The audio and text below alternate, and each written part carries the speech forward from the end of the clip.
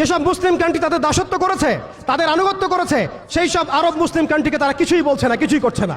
গাজ্জাবাসীর কান্না ওদের কানে পৌঁছায় না। এই বাচ্চাদের মগজের খুলি তাদের কাছে, তাদের চোখে ভাসে না। এই বোনদের ধর্ষণের চিৎকার তাদের কাছে যায় না। এই শিশুদের হাহাকার তাদের কাছে যায় না। এক ফোঁটা পানির জন্য তারা কাঁদছে, এই কান্না তাদের কাছে যায় না। তাদের এই হৃদয় নেফাক দিয়ে এমনভাবে পরিপূর্ণ হয়ে গেছে, এই মানবতাহীনতার এই কাজগুলো, দৃষ্টান্তগুলো ওদের কলবের মধ্যে কোনোই দাগ কাটছে না। যেসব মুসলিম কান্ট্রি তাদের দাসত্ব করেছে, তাদের আনুগত্য করেছে, সেই সব আরব মুসলিম কান্ট্রিকে তারা কিছুই বলছে না, কিছুই করছে না। তাদের কাছে তেল আছে, সেই তেল তারা দিচ্ছে। তাদের কাছে অর্থনৈতিক সাপোর্ট আছে, এটা তারা দিচ্ছে।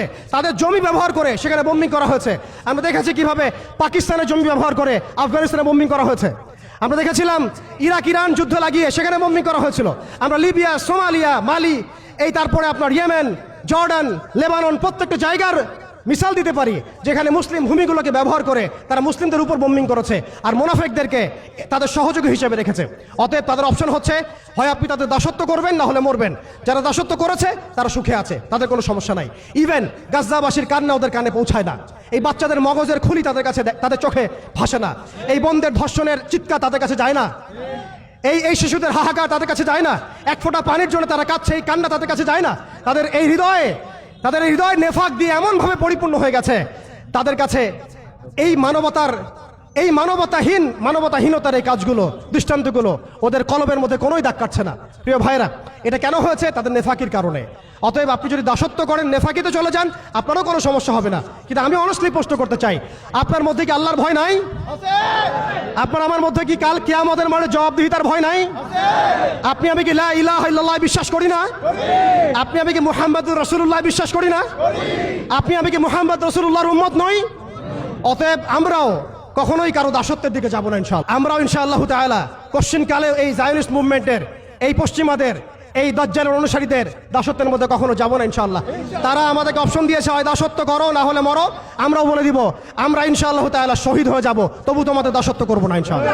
আমাদের প্রথম করণীয় হচ্ছে ভাই, আপনার আমার সচেতনতা তৈরি করা।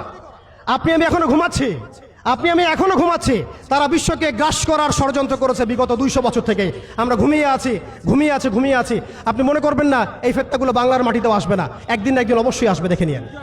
আমি বলে দিচ্ছি, এই ফেতনাগুলো বাংলার মাটিতেও অবশ্যই আসবে ইনশাআল্লাহ, দেখে নিয়েন আপনারা। এবং সারা বিশ্বকে গ্রাস করার যে পায়তারা তারা করেছে, এটা নতুন কোনো এজেন্ডা নয়, এটা ওদের সুদূরপ্রসারী 100 বছরের প্ল্যান। আমাদেরকেও একটা সুদূরপ্রসারী পরিকল্পনা করে আগাতে হবে। শুধু আবেগ দিয়ে, একদিনের শোডাউন দিয়ে, একটা লং মার্চ দিয়ে, একটা মিছিল দিয়ে, একটা পতাকা উড়িয়ে আপনি সমস্যার সমাধান করতে পারবেন না।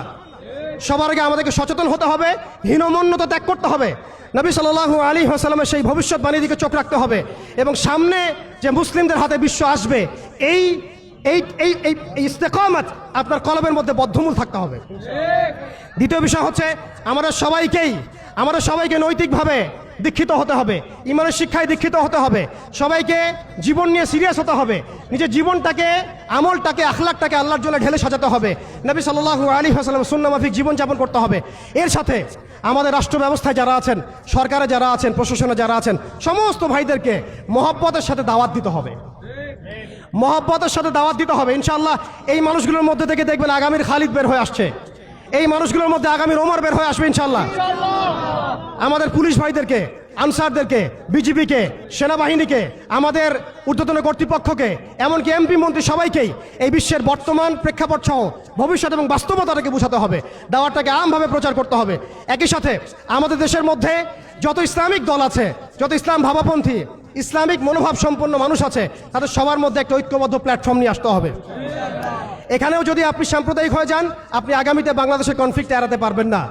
আমরা সেই যুদ্ধে জিততে পারবো না। আমাদের অনৈক্যই হচ্ছে আমাদের সবচেয়ে বড় দুর্বলতা। এই অনৈক্যটাকে আমাদেরকে দূর করতে হবে। আল্লাহ পাক তৌফিক দান করেন।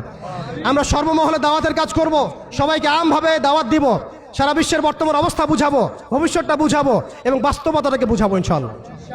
একই সাথে আমরা ঐক্যবদ্ধ হয়ে যাব, জীবন নিয়ে সিরিয়াস হয়ে যাব। আমরা আমাদের জায়গা থেকে যা পারি, যার যা সামর্থ্য আছে, বলতে পারলে বলবেন, লিখতে পারলে লিখবেন, অর্থনৈতিক সহযোগিতা করতে পারলে সেটা করবেন। আপনি যদি ভালো স্কলার হন, আপনি ইলম দিয়ে খেদমত করবেন। আপনি পলিটিক্যাল লিডার হলে আপনি পলিটিক্স দিয়ে খেদমত করবেন। ইকোনমিস্ট হলে ইকোনমি দিয়ে খেদমত করবেন। আপনার মধ্যে প্রযুক্তিগত যদি উৎকর্ষ থাকে, সেটা দিয়ে আপনি উম্মাকে খেদমত করেন।